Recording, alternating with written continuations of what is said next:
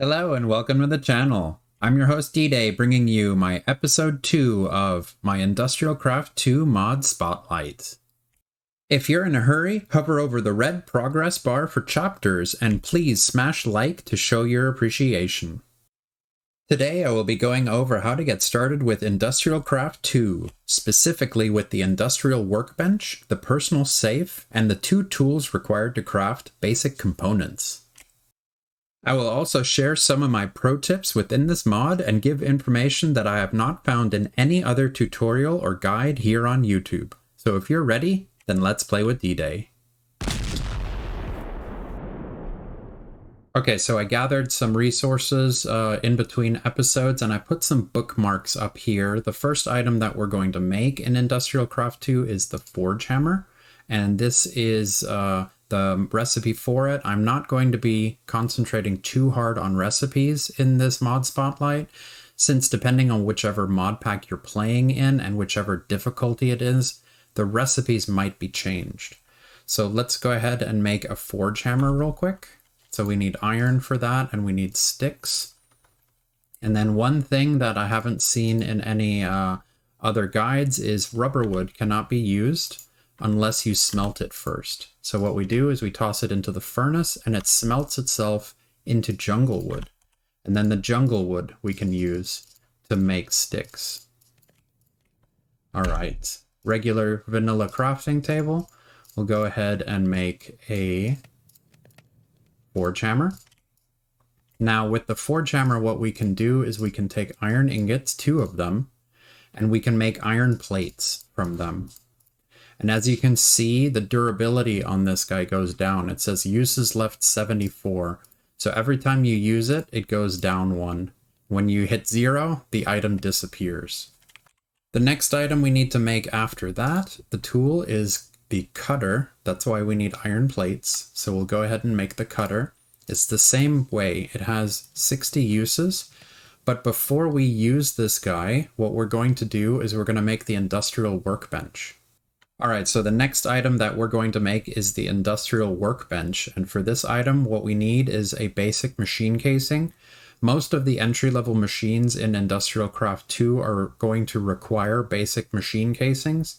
In this pack, in Enigmatica 2 Expert, this is the recipe. It requires iron large plates. But I do know that when the recipe is not altered, it is iron plates to make the basic machine casings. Okay, so we're going to have to make a new crafting table for this craft, and then, as you can see, we cannot make it because the forge hammer we have used to make the tools has durability damage, so unfortunately we have to make another forge hammer. So switching this guy out with the fresh one will make us the industrial workbench. What's awesome about the industrial workbench is when we put it down, let's go ahead and put it right here. Whoops. The tools that we just made are inside the unit, so we didn't lose them. And in this little area right here, we can store some of our materials that we use frequently. And then very easily from here, what we can do is we can pull the tool out and we can go ahead and make the items that we need this way. And then with the cutter, we can cut these copper plates into copper cables. And with the rubber that we got from the previous episode, we can insulate them as well. And we can do the same with the tin ingots as well. So the 2 basic components that we can create now are going to be the electronic circuits and the re-batteries, which stands for rechargeable. With these, we need tin item casings. So then it's super easy. We put our tin plates in here and we can smash them into tin iron casings. Then with that, we already have made some of these insulated tin cables. We can make our e-batteries this way. The other item is the electronic circuit. It is super important to bulk craft these. You're going to need a lot of these for future machines and for what we're going to make next, which is the personal safe. So with these personal safe, the most important thing about this guy is that once you place them down, you're not going to be able to pick them up with a normal pickaxe. You're going to have to use the bronze wrench from IndustrialCraft 2, but we're not going to be able to make bronze until a later episode. So it's super important that when you put down the personal safe, that you put them down where you want them to be. In this case, what I'm going to do is I'm going to make 5 of them because there's a special effect it has with the industrial workbench.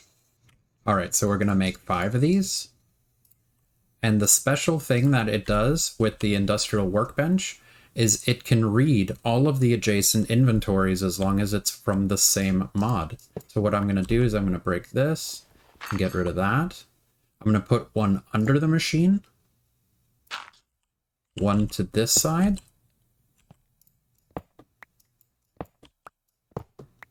I'm being very careful. Here, here, and here. And now on this side are all 5 of our personal safes. We can switch between all of them.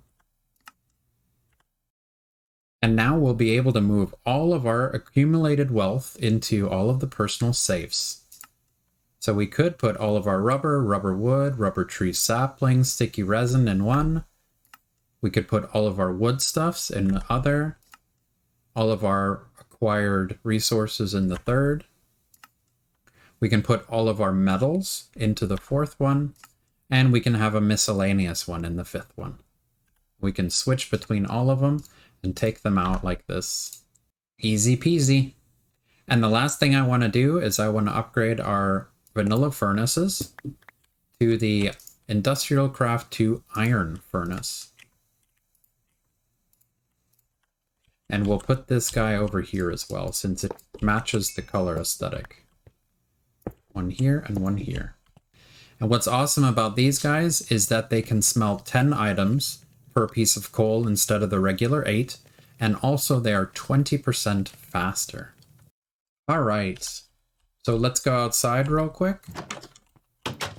Out here, I placed one of these personal safes down, and as you can see on the icon above, it has a red X and it shows not harvestable. So this is what the personal safe looks like, and this is the example of it not being harvestable. So be sure that you place it down exactly where you want it, because you won't be able to move it until later when we get bronze. Other than that, let's check out our potatoes. They're coming in well. And our sugar cane.